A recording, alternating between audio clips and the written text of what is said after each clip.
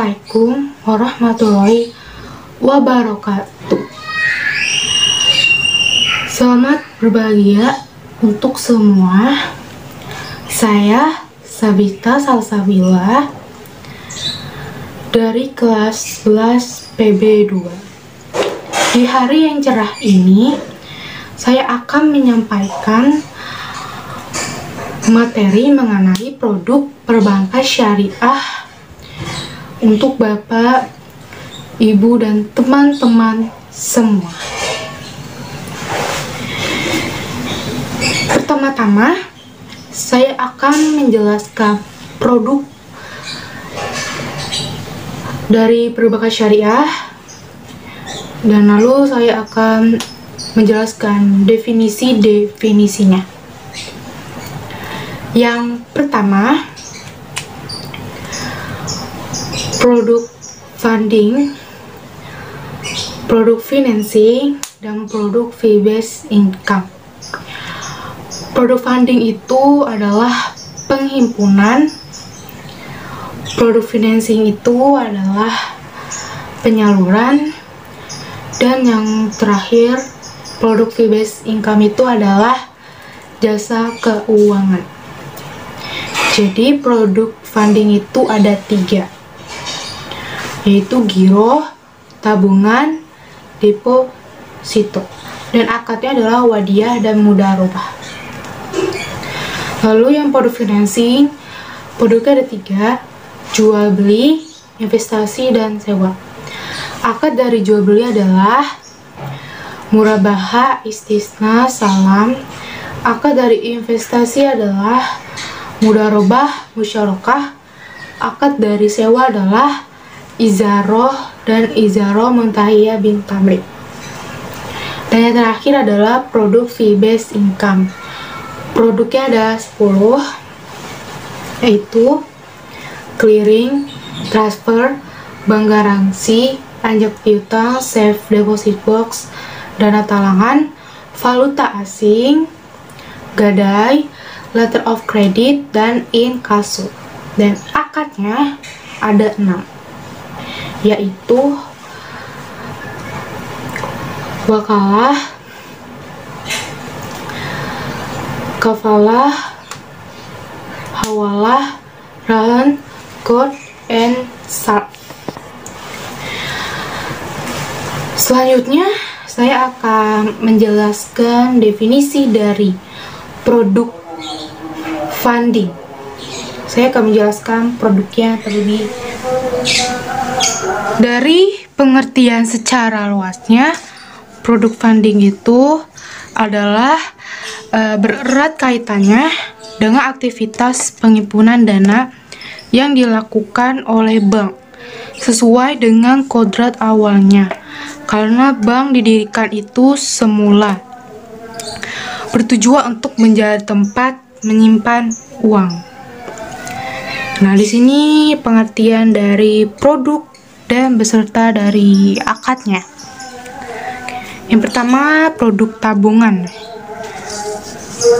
Produk tabungan itu merupakan produk perbankan yang paling dikenal oleh masyarakat umum. Layanan simpanan tabungan memungkinkan masyarakat membuka rekening dan menyimpan uang di bank dengan syarat dan ketentuan berlaku. Yang kedua itu adalah produk deposito dari funding. Itu salah satu produk simpanan yang disediakan perbankan untuk nasabahnya selain tabungan. Tetapi nasabah tidak bisa mengambil dananya dalam jangka waktu tertentu. Oke, yang terakhir itu yang ketiga, si produk gironya. Produk giro itu adalah penempatan dana nasabah pada bank syariah yang penarikannya dapat dilakukan setiap saat atau sesuai kesepakatan dengan menggunakan cek, biliet giro, sarana perintah pembayar lainnya, atau dengan perintah pemindah bukuan. Dan akadnya itu ada 2 ya dari funding, yaitu wadiyah dan mudharabah.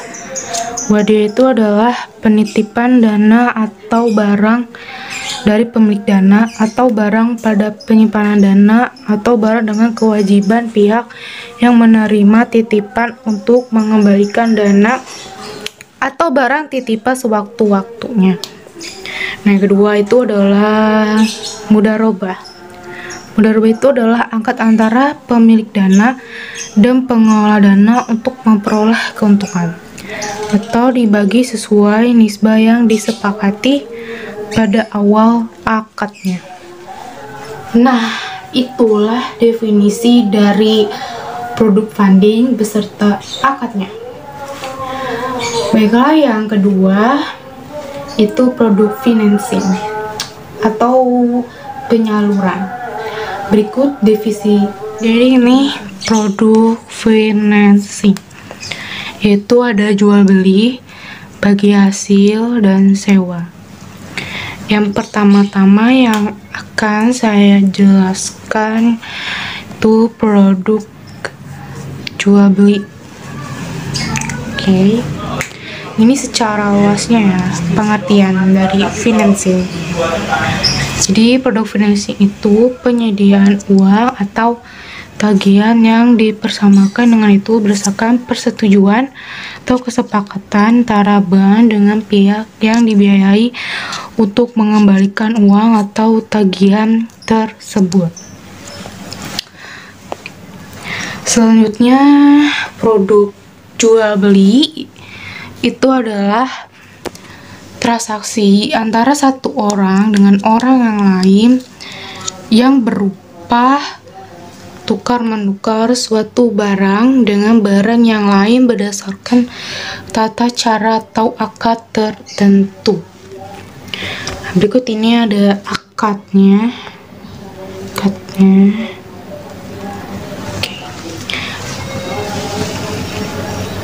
Yang pertama itu murabahah. Murabahah itu adalah penyaluran dana dalam bentuk pembiayaan berdasarkan akad. Murabahah bank syariah membiayai pembelian atau barang multiguna atau modal kerja, dan bank boleh menambahkan margin atau keuntungan yang disepakati. Sini produknya yang pertama ada rumah, mall, apartemen, mobil atau halal. Yang kedua investasi atau kegiatan usaha yang membutuhkan barang. Jenisnya yaitu bank beli kasih ke nasabah, nasabah bayar sendiri, pesanan pembeli menentukan kualifikasinya untuk barangnya yang dibenarkan. Dan tanpa pesanan pembeli, bank yang memberikan spesifikasi nasabah tinggal nasabah yang jual belinya. Dan akadnya uang muka, pembiayaan wakalah, dan pembiayaan taksid atau takjil urbun. Oke, selanjutnya salam. Salam itu adalah jual beli antara bank dengan nasabah, di mana bank itu sebagai pembelinya dan membayar di muka atau di awal baru barangnya diserahkan ke muhadiah, tidak ready stock.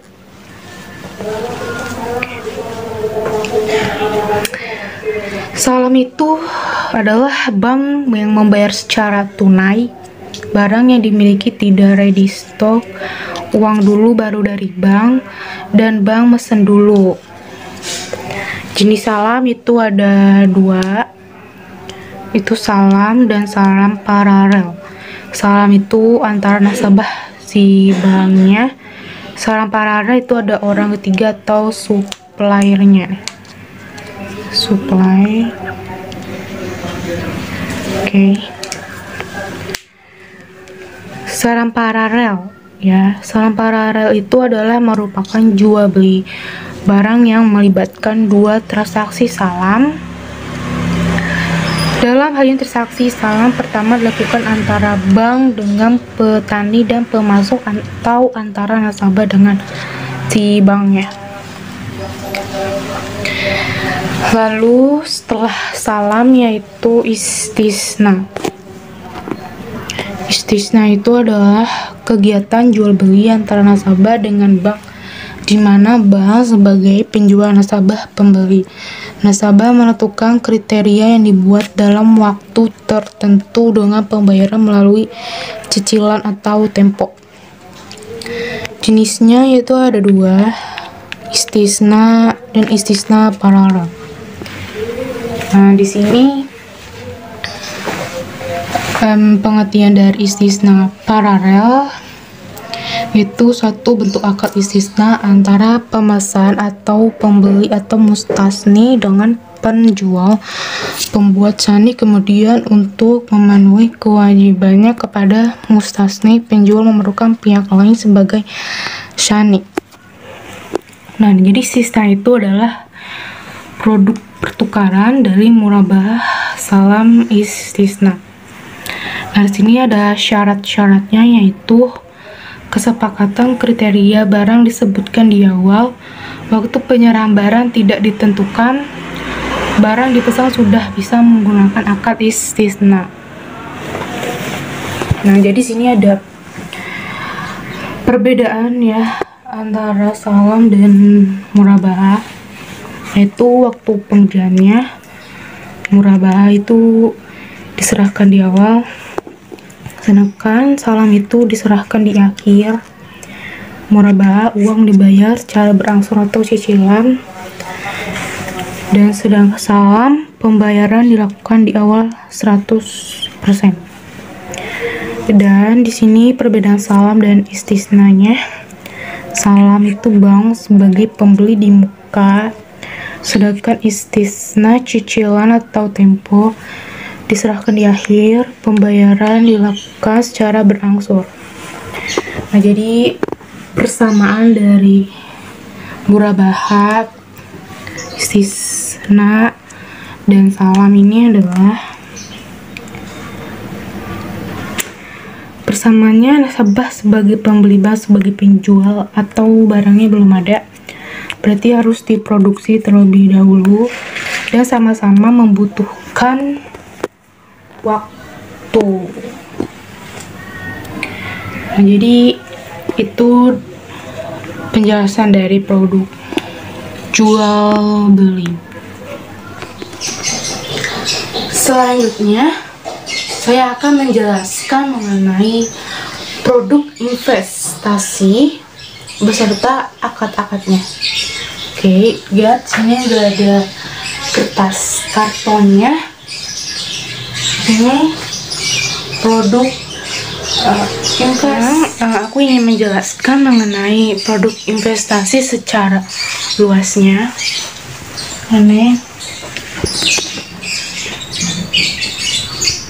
Jadi produk investasi itu, atau juga bisa disebut bagi hasil, itu pengertian secara luasnya yaitu investasi yang dilakukan berdasarkan syariat Islam, di mana sektor pasar modal yang dituju bermain di produk halal. Dan juga ada akadnya. Akadnya itu mudharabah dan musyarakah. Jadi mudharabah itu adalah bank sebagai syahibul mal, akad antara pemilik modal dan pengelola modal untuk memperoleh keuntungan, dibagi sesuai nisbah yang disepakati di awal akad. Selanjutnya ada prinsip pembagian hasil usaha atau revenue sharing atau profit sharing. Nah, kedua yaitu ada musyarakah untuk usaha patungan untuk membiayai usaha yang halal dan produktif. Nah, terus diaplikasikan di pembiayaan proyek. Kedua belah pihak porsi dananya masing-masing. Nah, jenisnya yaitu ada 5: mufawadah, inan, wuzuh, abdan, dan mudharabah. Jadi yang pertama, mufawadah itu adalah dua orang atau lebih yang mencampurkan dana untuk sebuah usaha dengan porsi yang sama. keinginan itu untuk menjalankan usaha dengan porsi yang berbeda atau dananya. Guzu itu yaitu franchise ya, hubungannya salah satu pihaknya diberikan hak untuk memanfaatkan dan menggunakan hak dari kekayaan intelektual atau haki berdasarkan persyaratan yang ditetapkan oleh pihak lain tersebut dalam rangka penyediaan atau penjualan barang dan jasa. Selanjutnya yaitu abdan. Abdan itu dimana dua orang atau lebih menjanjikan keahlian masing-masing, misalnya si A yaitu penulis dan si B itu penerbit, dan mereka membuat usahanya. Selanjutnya yaitu mudarobah. Mudarobah itu termasuk kategori syirkah. Dalam musyarakah bila untung pembagian berdasarkan kesepakatan nisbah. Rugi dibagi modal disyaratkan. Dan sini muqayyadah yaitu akad di mana pemberi modal memberikan modal kepada nasabah yang bertugas untuk mengelola usaha yang telah ditentukan oleh pemilik modal, yang dimana nisbahnya disepakati di awal untuk dibagi bersama. Nah, sini keuntungan dari abdan yaitu keuntungannya dipisah sama biaya produksi dan nanti keuntungannya dibagi sesuai dengan perjanjian. Rukun syaratnya yaitu para pihak yang bekerjasama atau asy syuraka, modal atau rasul mal, usaha atau proyek al-masyru, pernyataan kesepakatan atau ijab qabul. Dalam musyarakah itu terdapat konsep wakalah, yaitu setiap pemegang saham atau mitra pada dasarnya mempunyai hak untuk mengelola usaha atau aset syirkah tersebut dengan sendirinya. Dan di sini syirkah itu adalah akad kerjasama antara dua pihak atau lebih untuk suatu usaha tertentu di mana setiap pihak memberikan kontribusi dana atau modal usaha ras al-mal dengan ketentuan bahwa keuntungan dibagi sesuai nisbah yang disepakati atau secara proporsional, yaitu nisbah ukuran pembagian bagi hasil antara produk, yaitu produk yang tidak bisa dipastikan keuntungannya. Defunding itu adalah yang menanggung kerugian. Selanjutnya yaitu produk sewa. Jadi produk sewa itu adalah sewa menyewa barang antara barang atau muajir dengan penyewa atau mustazir. Setelah masa sewa berakhir, barang sewaan dikembalikan kepada muajir. Akadnya itu ada izaroh dan izaro muntahiyah bin tamlik. Jadi izaro itu adalah pemindahan hak guna suatu barang dengan pembayaran biaya sewa tanpa diikuti pemindahan kepemilikan atas barang tersebut. Nah, jenis izaro ini ada dua, mutakoh atau operating lease dan mutahiyah bitamlik atau izaro wa iktina. Jadi mutakoh itu adalah sewa menyewa. Izaro mutakoh terbagi dua, itu menyewa untuk jangka waktu tertentu dan menyewa untuk proyek tertentu. Nah, muntahiyah bitamlik ini adalah akad sewa yang diakhiri dengan pengalihan kepemilikan baik dengan penjualan maupun pemberian atau hadiah. Jadi IMBT itu atau izaro muntahiyah bitamlik itu kombinasi antara sewa menyewa dan jual beli atau hibah diakhiri masa sewa. Hibah itu memberi alasan tertentu diserahkan kepada hak menyewakan. Selanjutnya yaitu izaro muntahiyah bitamlik atau singkat IMBT, yaitu akad sewa menyewa barang antara bank atau muazir dengan penyewa mustazir yang diikuti janji bahwa pada saat yang ditentukan kepemilikan barang sewaan akan berpindah kepada mustazir.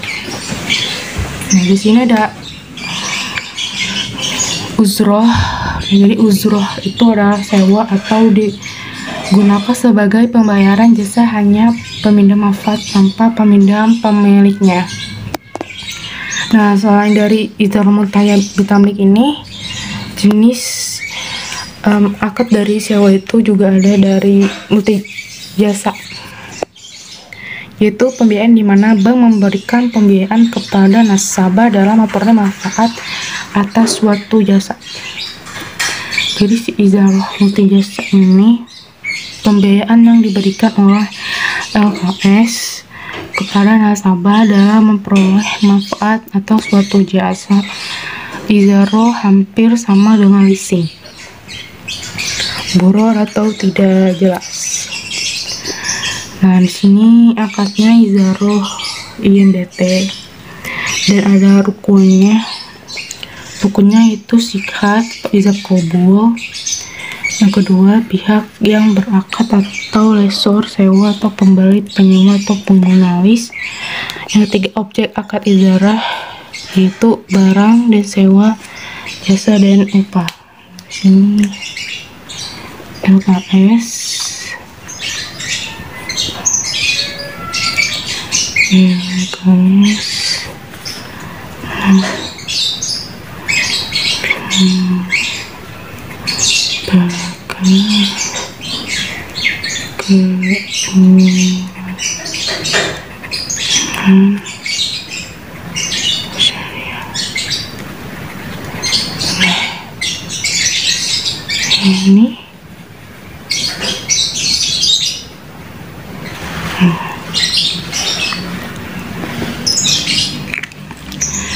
jadi LKS itu adalah lembaga keuangan syariah.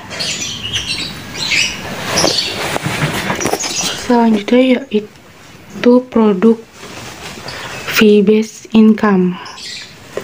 Jadi pengertian secara luasnya yaitu pendapatan bank di luar pendapatan dari bunga kredit, yaitu pendapatan yang bersumber luar dari aktivitas utama jasa-jasa perbankan. Akadnya ada 6: kafalah, hawalah, wakalah, rahan, qard, dan syarf. Jadi kafalah itu adalah akad pemberi jaminan yang diberikan oleh kafil, penjamin atau bank kepada makful atau penerima jaminan, dan penjamin bertanggung jawab atas pemenuhan kembali suatu kewajiban yang menjadi hak penerima jaminan. Dan implementasinya itu bahwa pihak bank syariah dalam hal ini akan memberikan jaminan kepada nasabahnya sehubungan dengan kontrak kerja atau perjanjian telah disepakati antara nasabah dengan pihak ketiga, atau akad ini sesuai dengan produk jasa bank syariah seperti pembukaan LC atau letter of credit, impor, garansi bank, dan lain-lain. Selanjutnya, hawalah. Hawalah itu memindahkan hutang dari tabungan orang yang berhutang atau muhil menjadi tabungan orang yang berkewajiban membayar hutang atau muhal alai. Implementasinya itu pemindahan atau pengalihan hak dan kewajiban baik dalam bentuk pengalihan piutang maupun hutang dan jasa pemindahan atau pengalihan dana dari satu entitas kepada entitas lain. Selanjutnya itu wakalah. Wakalah itu yang memberikan kuasa kepada pihak lain untuk melakukan suatu kegiatan di mana yang memberi kuasa tidak dalam posisi melakukan kegiatan tersebut, untuk mengerjakan sesuatu yang tidak dapat dilakukan sendiri dan meminta orang lain untuk melaksanakan. Dan implementasinya, ketika nasabah bertindak sebagai mewakil atau pemberi kuasa kepada bank sebagai wakil atau penerima kuasa untuk melaksanakan suatu taukil atau tugas atas nama pemberi kuasa. Atau akad ini sesuai dengan produk jasa bank syariah seperti jasa transfer, pembukaan LC, clearing, pembelian emas online, dan lain-lain. Selanjutnya yaitu perjanjian tentang piutang dengan menahan barang sebagai jaminan atas hutang atau jaminan hutang. Tujuannya untuk memberikan jaminan pembayaran kembali kepada pihak bank dalam memberikan pembiayaan. Card yaitu akad pinjaman yang dilakukan oleh bank syariah. Implementasinya atau contohnya itu apabila ada pihak A yang meminjamkan uang sebesar 5 juta rupiah namun kemudian meminta imbalan kepada pihak B sebesar 6 juta rupiah tanpa kejelasan kelebihan uang 1 juta tersebut digunakan untuk apa dan kenapa harus dibayarkan. Hal inilah yang disebut sebagai riba qard. Selanjutnya yaitu SARF. SARF itu akad penjualan valutasing atau PA, jual beli mata uang yang tidak sejenis dan penyerahannya harus dilakukan pada waktu yang sama. Syarat-syaratnya yang pertama, nilai tukar yang diperjualbelikan harus telah dikuasai baik oleh pembeli maupun oleh penjual sebelum keduanya berpisah badan. Yang kedua, apabila mata uang atau valuta yang diperjualbelikan itu dari jenis yang sama, maka jual beli mata uang itu harus dilakukan dalam mata uang sejenis yang kualitas dan kuantitasnya sama. Sekalipun modal dari mata uang itu berbeda, misalnya mata uang rupiah kembaran 50.000 ditukar dengan uang 5 rupiah atau uang kertas ditukar dengan uang logam.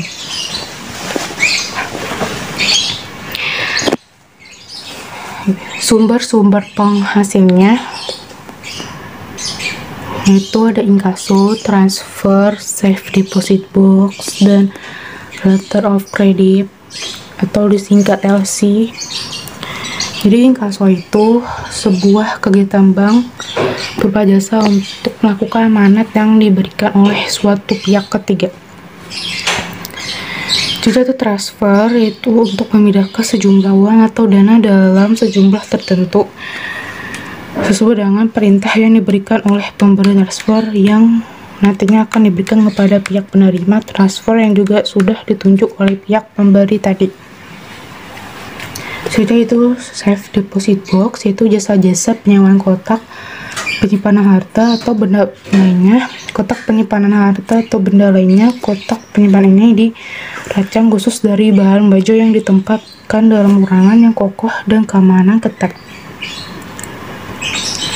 Selanjutnya itu letter of credit, itu kegiatan berupa jasa yang ditawarkan oleh pihak bank pada nasabahnya dalam rangka pembelian barang berupa penangguhan pembayaran pembeli. Selanjutnya itu credit card, yaitu alat pembayaran pengganti uang tunai atau cek yang dikeluarkan oleh pihak perbankan biasanya. Penetapan tersebut dilihat dari tingkat pendapatan dan reputasi nasabahnya. Itu produknya ada 10: clearing, transfer, bank garansi, ajak piutang, safe deposit box, dana talangan, valuta asing, gadai, inkasa atau letter of credit, atau bisa disingkatnya LC.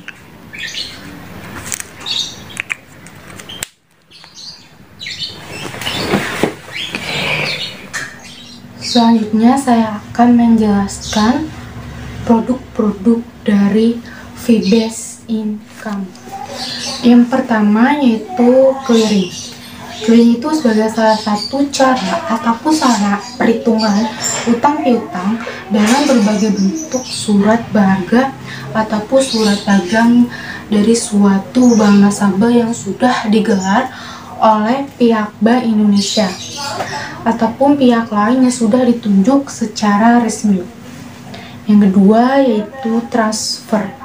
Hal yang terjadi ketika seseorang mengaplikasikan pengalaman dan pengetahuan yang dimilikinya untuk mempelajari atau memecahkan problem atau suatu masalah dalam situasi baru. Dan ada jenis transfer. Yang pertama, RTO atau real time online. Pada metode RTO, uang yang dikirim akan diterima waktu yang sama ketika transfer dilakukan. Berbeda dengan jalur transfer SKN atau RTGS yang dilakukan melalui teller bank. Jalur RTO biasanya dilakukan melalui mesin ATM. Namun kita bisa melakukannya dengan mendatangi kantor cabang internet banking maupun mobile banking. Hanya saja mekanismenya itu RTA membatasi pengiriman uang maksimal hingga 25 juta per hari dengan biaya administrasi sebesar 6.500.000 sampai 7.500 tergantung ketentuan masing-masing bank. Untuk nasabah MyBank, nasabah dibebaskan dari biaya transfer lewat ATM atau SMS plus banking selama saldo di dalam rekening lebih dari 10 juta. Jenis yang kedua yaitu RTGS atau Real Time Gross Settlement, yaitu sebagai jalur RSKN. Kita juga mengenal jalur lainnya yakni jalur RTGS. Dibandingkan dengan jalur RSKN, jalur RTGS bisa dibilang lebih cepat, yakni tidak lebih dari 1 hari. Biasanya proses transfer lewat jalur RTGS ini hanya membutuhkan waktu selama 3 hingga 4 jam, kadang bahkan bisa lebih cepat. Namun jalur ini tetap diproses mengikuti jam kerja bank. Artinya bila kita melakukan transfer di saat bank sudah tutup, maka uang yang kita kirimkan akan sampai keesokan harinya. Sama halnya jika kita melakukan transfer uang di akhir bulan nih, misalnya di tanggal 30 atau 31, biasanya pihak bank melakukan tutup buku di akhir bulan. Nah, oleh karena itu waktu transfer uang mengalami penundaan dibandingkan dengan jalur SKN. Jalur TGS memang lebih cepat, namun jalur ini memiliki jumlah minimal transfer yakni sebesar 100 juta. Jadi cocok nih untuk nasabah yang ingin mengirim uang dalam jumlah besar. Biaya admisi bank untuk jalur ini cukup besar dibandingkan jalur lainnya, yakni 25.000 hingga 30.000. Nah, jenis yang ketiga yaitu SKNI atau Sistem Clearing Nasional Indonesia. Jalur transfer SKN atau sering juga disebut jalur transfer lalu lintas giro atau LLG merupakan metode transfer antar bank yang memakan waktu paling lama. Uang yang kita kirimkan baru dapat terkirim ke penerima dalam waktu 2 hingga 3 hari. Hal ini dikarenakan pihak bank mesti melakukan proses clearing atau clearing itu dalam bahasa Inggrisnya terlebih dahulu terhadap rekening pengiriman untuk memastikan jumlah uang yang dikirim mencukupi. Dalam alur sistem SKN ini, pihak bank pengirim harus mengirimkan uang dulu nih ke Bank Indonesia atau disingkat BI.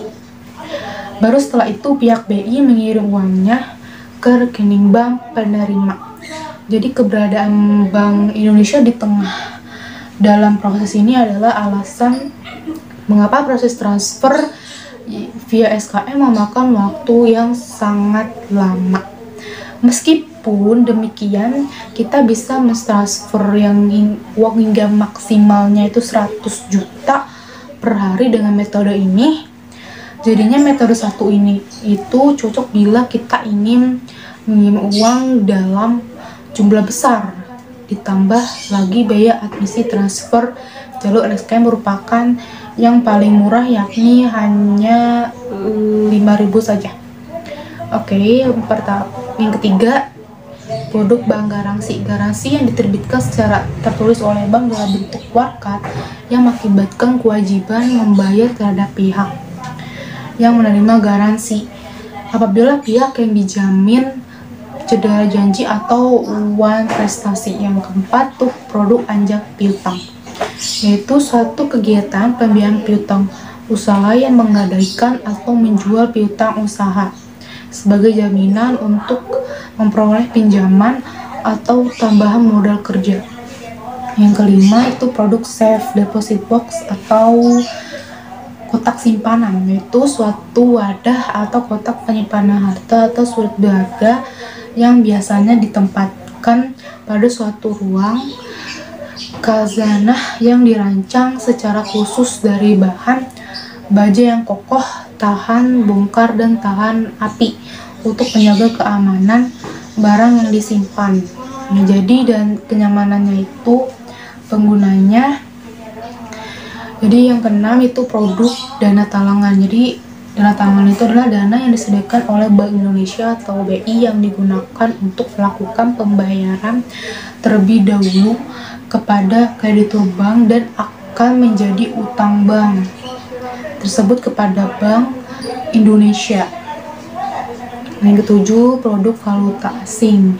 Itu valuta asing atau disingkatnya falas merupakan suatu jenis perdagangan atau transaksi yang memperdagangkan mata uang suatu negara terhadap mata uang negara lainnya yang melihatkan pasar-pasar uang utama di dunia yang selama 24 jam secara berkesinambungan. Yang kedelapan, produk gadai, yaitu suatu hak yang diperoleh atas suatu benda bergerak yang digunakan sebagai jaminan atas pinjaman yang diberikan oleh penerima gadai. Yang dimaksud dengan benda bergerak dalam gadai itu ialah benda yang dapat dipindahkan, bukan benda tetap seperti tanah atau bangunan. Nah, jadi yang kesembilan itu produk inkaso, yaitu sebuah layanan bank untuk penagihan pembayaran atas surat atau dokumen berharga kepada pihak ketiga di tempat atau kota lain di dalam negeri. Nah, jadi surat itu dalam bentuk dokumen berharga yang dapat diproses adalah seperti wesel, cek, bilet, giro, kwitansi, surat mas atau aksep dan hadiah undian. Yang terakhir ke-10, letter of credit atau disingkat LC, yaitu sebuah cara pembayaran internasional yang memungkinkan eksportir penerima pembayaran tanpa menunggu berita dari luar negeri setelah barang dan berkas dokumen dikirimkan ke luar negeri dan akan memudahkan pihak-pihak yang berada di dalamnya. Jadi itu definisi dari produk fee-based income yang ada 10 produk. Selanjutnya yaitu saya akan membahas mengenai lebih detailnya lagi mengenai wakalah, kafalah, hawalah, dan rahan. Oke, yang pertama yaitu hawalah. Dari segi pengertiannya, secara etimologi, hawalah itu berarti penyerahan dan pemeliharaan, yang berarti penyerahan terhadap dalam surat Ibrahim 14:12 had 11:56. Sedangkan dalam arti pemeliharaan terdapat pada surat Al-Imran ayat 3 173, artinya secara berturut-turut adalah dan hanya kepada Allah saja orang-orang yang bertawakal, berserah diri, karena sesungguhnya aku telah berserah diri kepada Allah Tuhanku dan Tuhan kamu. Dan mereka lalu berkata, cukuplah Allah untuk menolong kami dan Ia sebaik-baik pemelihara. Dan secara terminologi, menurut wabah wakalah ada dua pengertian, yaitu menurut mazhab Hanafi yang mengartikan wakalah sebagai pendelegasian suatu tindakan hukum kepada orang lain yang bertindak sebagai wakil. Sedangkan menurut Maliki, Syafi'i, dan Hambali mengartikan wakalah sebagai pendelegasian hak kepada seseorang dalam hal-hal yang bisa diwakilkan kepada orang lain selagi orang tersebut masih hidup. Wakalah dirumuskan sebagai memberi kuasa atau mandat kepada seorang atau kelompok untuk bertindak atas nama pemberi kuasa atau pemberi mandat. Rumus ini juga semakna dengan yang termaktub di dalam KUH Perdata pasal 1792 yang berbunyi, pemberian kuasa adalah suatu persetujuan dengan dimana seorang memberikan kuasa kepada orang untuk atas namanya menyelenggarakan suatu urusan. Dan rukunnya yaitu rukun dalam wakalah yaitu orang yang mewakili, memberi, orang yang diberi kuasa atau al-wakil, perkara atau hal yang taukil dikuasakan, dan pernyataan kesepakatan atau ijab dan qabul. Dan syaratnya adalah orang yang memberikan kuasa atau al-wakil disyaratkan cakap bertindak hukum, yaitu balik dan berakal sehat, baik laki-laki maupun perempuan, boleh dalam keadaan tidak ada di tempat atau goib maupun berada di tempat serta dalam keadaan sakit atau sehat. Yang kedua yaitu orang yang menerima kuasa atau al-wakil disyaratkan yaitu cakap bertindak hukum untuk dirinya dengan orang lain, memiliki pengetahuan dan memadai tentang masalah yang diwakilkan kepadanya serta amanah dan mampu mengerjakan pekerjaan yang dimandatkan kepadanya, ditunjuk secara langsung oleh orang yang mewakilkan dan menunjukkan harus tegas sehingga benar-benar tertuju kepada wakil. Ini maksudnya yaitu tidak menggunakan kuasa yang diberikan kepadanya untuk kepentingan dirinya atau di luar yang disetujui oleh pemberi kuasa. Jika orang yang menerima kuasa itu melakukan kesalahan tanpa sepengetahuan yang memberi kuasa sehingga menimbulkan kerugian, maka kerugian yang ditimbul menjadi tanggungannya. Selanjutnya yaitu berakhirnya wakalah. Oke, yang pertama yaitu matinya salah seorang dari syahibul akad atau orang-orang yang berakad atau kekalahan cakap hukum. Yang kedua yaitu dihentikannya aktivitas atau pekerjaan dimaksud oleh kedua belah pihak. Yang ketiga, pembatalan akad oleh pemberi kuasa terhadap penerima kuasa yang diketahui oleh penerima kuasa. Yang keempat yaitu penerima kuasa diri dengan sepengetahuan pemberi kuasa. Kelima, gugurnya hak pemilik harga barang bagi pemberi kuasa. Selanjutnya itu aplikasi wakalah pada bank syariah. Yang pertama itu ada transfer, yaitu jasa yang diberikan bank untuk mewakili nasabah dari pemindahan dana dari satu rekening kepada rekening lainnya. Yang kedua itu collection atau inkaso, yaitu melakukan penagihan dan menerima pembayaran tagihan untuk kepentingan nasabah. Yang ketiga yaitu penitipan, yaitu kegiatan penitipan barang bergerak yang penata usahanya dilakukan oleh bank untuk kepentingan nasabah berdasarkan suatu akad seperti SDB. Yang keempat yaitu memberi fasilitas letter of credit, itu yang disingkatnya LC ya, yaitu berdasarkan prinsip wakalah alam atau istisna, card and hawalah, murabaha, mudharabah, musyarakah. Yang kelima itu anjak piutang atau factoring, yaitu kegiatan-kegiatan piagam dagang jangka pendek suatu perusahaan, pengurusan atas piutang berdasarkan akad wakalah. Yang keenam yaitu wali amanat, yaitu melakukan kegiatan wali amanat. Yang selanjutnya yaitu menjelaskan tentang kafalah. Pengertian secara etimologi, kafalah berarti menggabungkan atau aldamu, jembatan atau wawalah, dan menjamin ja'amah. Kafalah adalah mempersatukan hutang dengan hutang lainnya dalam hal mutlak. Mutlaknya itu berkaitan dengan jiwa, hutang, materi, maupun pekerjaan. Kafalah jaminan itu adalah yang diberikan oleh penanggung atau kafil kepada pihak ketiga untuk memenuhi kewajiban pihak kedua atau yang ditanggung atau makful anhu.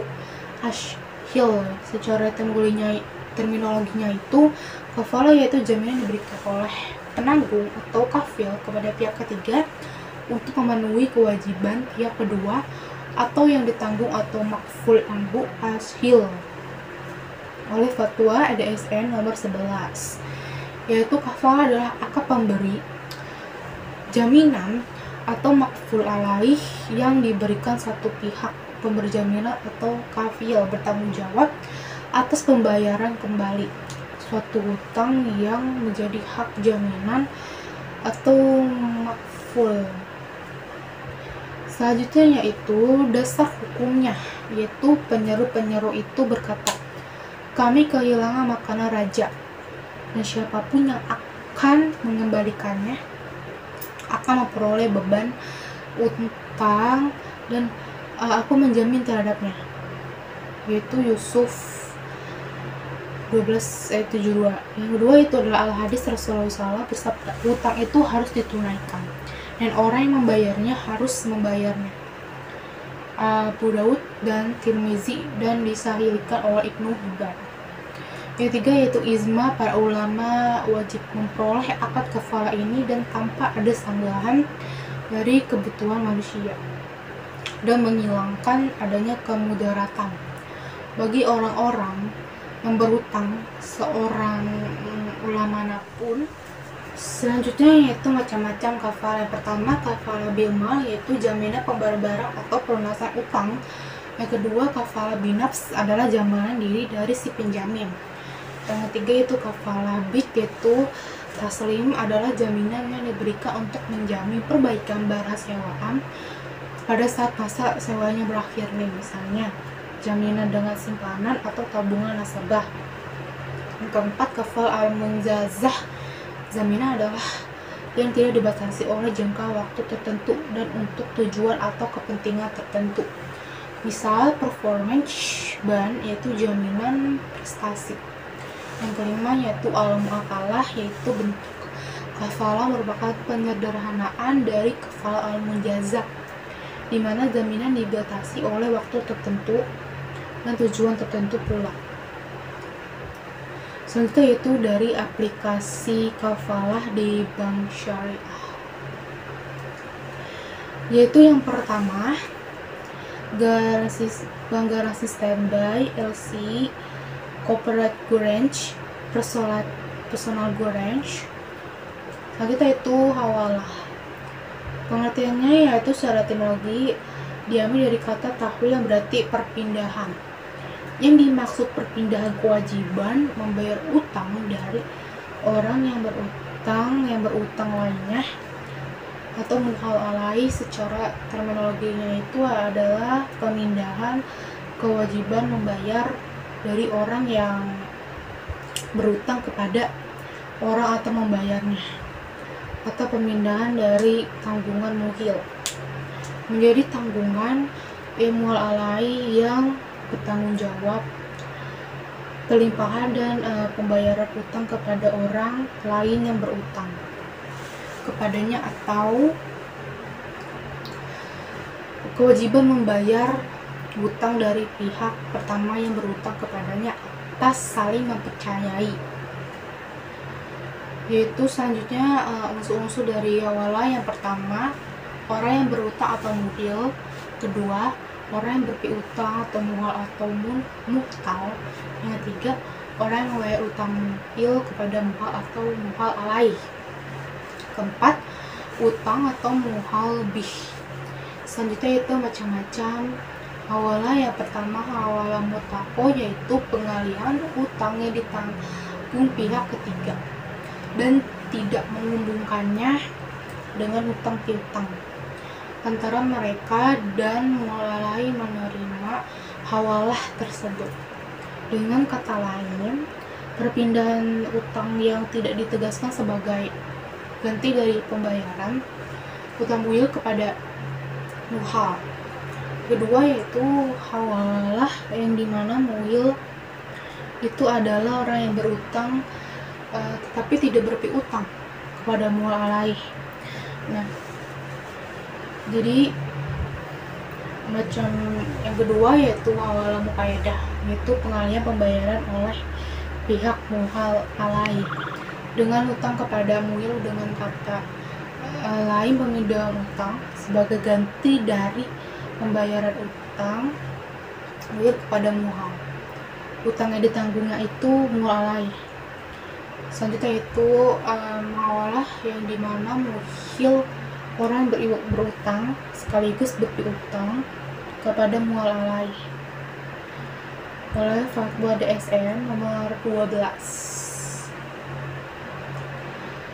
Di selanjutnya yaitu ada hawalah bil uzroh, yaitu dengan pengenaan uzroh atau fee hanya berlaku pada hawalah mutlakoh. Muhal alai boleh menerima uzroh atau fee atas kesediaan dan komitmennya untuk membayar utang muhil besarnya biaya yang ditetapkan pada saat akad secara jelas, tetap dan pasti sesuai kesepakatan. Selanjutnya itu al-haq, yaitu pemindah hak. Jadi jika pemindah hak itu merupakan hak menuntut utang, awal al-dain atau pemindah utang itu jika dipindahkan itu kewajiban untuk membayar utang. Jadi itu dari macam-macam yang saya jelaskan. Selanjutnya yaitu rahan. Rahan itu adalah menahan sesuatu dengan cara yang dibenarkan yang memungkinkan untuk ditarik kembali, yaitu menjadikan barang yang punya nilai harta menurut pandangan syarak sebagai jaminan utang hingga yang bersangkutan boleh mengambil utang semuanya atau sebagian saja. Selanjutnya itu unsur-unsur dari rahan. Yang pertama yaitu juhaili BMI atau rahim atau pemilik barang. Kedua yaitu murtahin yaitu pemegang barang. Ketiga yaitu marun atau rahan atau barang gadaian. Keempat yaitu marun bih atau utang. Keunggulan rahan yaitu yang pertama, pelayanan rahan tersedia di lebih dari 600 outlet pegadaian syariah di seluruh Indonesia. Kedua, prosedur pengajuannya sangat mudah. Ketiga, prosedur pinjaman sangat cepat, hanya butuh 15 menit. Keempat, pinjaman marhun bih mulai dari 50.000 sampai dengan 500 juta rupiah atau lebih. Kelima, pinjaman berjangka waktu 4 bulan dan dapat diperpanjang berkali-kali. Pelunasan dapat dilakukan suatu waktu dengan perhitungan munah sama masa pinjamannya dari pelunasan tersebut. Selanjutnya itu proses pinjaman tanpa harus membuka rekening. Selanjutnya penerimaan marhun bih dalam bentuk tunai atau ditransfer ke rekening nasabahnya. Lalu persyaratannya adalah yang pertama yaitu fotokopi KTP atau kartu identitas resmi lainnya. Kedua, memiliki barang jaminan. Ketiga yaitu untuk kendaraan bermotor membawa BPKB dan STNK asli. Dan nasabah menandatangani surat bukti rahan atau juga disebut SBR. Maaf Pak, Bu, saya bertanya tentang perbankan syariah. Saya mau bertanya, apa peran perbankan syariah di perekonomian Indonesia dan apa yang diutamain di segmen mikro? Dan saya mendapatkan pembiayaan dari bank syariah, tapi ternyata angsuran yang harus saya bayar lebih mahal dibandingkan bank konvensional. Apakah ini sesuai syariah atau bukan Pak? Bu. Pertanyaan pertama, apa peran perbankan syariah di perekonomian Indonesia dan apa terutama segmen mikro? Baik, saya akan menjawab. Jadi perbankan syariah itu mengambil peran sebagai perbankan yang mengedepankan keadilan, kesejahteraan, dan kesetaraan ekonomi. Hal ini dimaksudkan untuk menjamin keadilan masyarakat dan tidak memberlakukan prinsip bunga yang akhirnya akan membebani salah satu pihak, yaitu nasabahnya. Bank syariah itu sebagai lokomotif penggerak perekonomian yang bertumpu pada pertumbuhan sektor real sekaligus memberi porsi yang lebih pada segmen mikro. Dan pertanyaan kedua yaitu mendapatkan pembiayaan dari bank syariah tapi ternyata angsuran yang dibayar itu lebih mahal dibandingkan bank konvensional. Apakah ini sesuai syariah? Baik, akan saya jawab. Jadi aspek harga itu sebenarnya bukan merupakan wilayah syariah, jadi itu melainkan wilayah bisnis. Nah, jadi maksudnya penetapan harga suatu produk berdasarkan pertimbangan bisnis, yaitu supply, demand, dan value yang diterima atau dipersepsi oleh nasabah. Nah, jadi begitu pula dalam penetapan harga pembiayaan yang disalurkan oleh bank syariah memperhatikan supply-nya, demand, dan value untuk nasabahnya itu. Jadi dalam praktiknya terkadang suatu produk pembiayaan itu bank syariah lebih mahal dibandingkan bank konvensional. Jadi sedangkan produk pembiayaan lainnya itu lebih murah. Jadi produk pembiayaan antara suatu bank syariah dengan bank syariah itu lainnya juga nggak. Sistem perbankan syariah di Indonesia itu dalam rangka dual banking system atau sistem perbankan ganda dalam kerangka arsitektur perbankan Indonesia atau LPI untuk menghadirkan alternatif jasa perbankan yang semakin lengkap kepada masyarakat Indonesia secara bersama-sama. Jadi itu sistemnya perbankan syariah dan perbankan konvensional itu secara sinergis mendukung mobilisasi dana masyarakatnya. Jadi secara lebih luasnya nih, untuk meningkatkan kemampuan kita itu pembiayaan bagi sektor-sektor perekonomian nasional, karakteristik sistem perbankan syariah yang beroperasi berdasarkan prinsip bagi hasil gitu, yang memberikan alternatif sistem perbankan yang saling menguntungkan bagi masyarakat dan bank, serta menunjukkan aspek keadilan dalam bertransaksinya.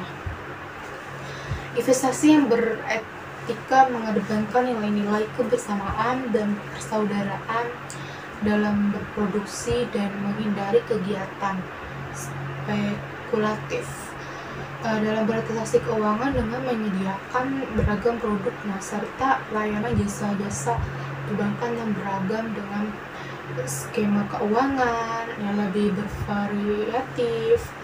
Jadi itu perbankan syariah menjadi alternatif sistem perbankan yang kredibel dan dapat dinikmati oleh seluruh golongan masyarakat di Indonesia. Jadi tanpa terkecuali dalam konteksnya itu pengelolaan perekonomian makro meluasnya menggunakan berbagai produk dan instrumen keuangannya. Jadi syariah akan dapat merekatkan hubungan dengan sektor realnya, jadi serta menciptakan harmonisasi di antara kedua sektor tersebut. Semakin meluasnya penggunaan produk dan instrumen syariah itu akan disampingkan mendukung kegiatan keuangan dan bisnis gitu. Jadi masyarakat juga akan mengurangi transaksi-transaksi yang bersifat spekulatif sehingga mendukung stabilitas sistem keuangan secara keseluruhannya, yang pada gilirannya akan memberikan kontribusi yang signifikan gitu terhadap pencapaian kestabilan harga jangka menengah panjang dengan telah diberlakukannya Undang-Undang Nomor 21 Tahun 2008 tentang perbankan syariahnya yang terbit tanggal 16 Juli 2008. Jadi maka pengembangan industri perbankan syariah itu nasional semakin memiliki landasan hukum yang memadai dan akan mendorong pertumbuhannya secara lebih cepat dan lagi dengan proses progresnya perkembangan yang impresif yang mencapai rata-rata pertumbuhan aset lebih dari 65% per tahunnya gitu. Jadi dalam 5 tahun terakhir itu maka direkam peran industri perbankan syariah dalam mendukung perekonomian nasionalnya jadi akan semakin signifikannya gitu. Apa ada yang dipertanyakan lagi?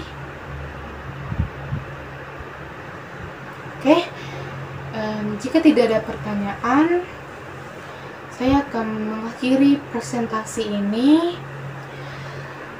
Demikian akhir presentasi saya, semoga bermanfaat untuk kita semua. Terima kasih atas perhatiannya, kurang lebihnya mohon maaf. Wassalamualaikum warahmatullahi wabarakatuh.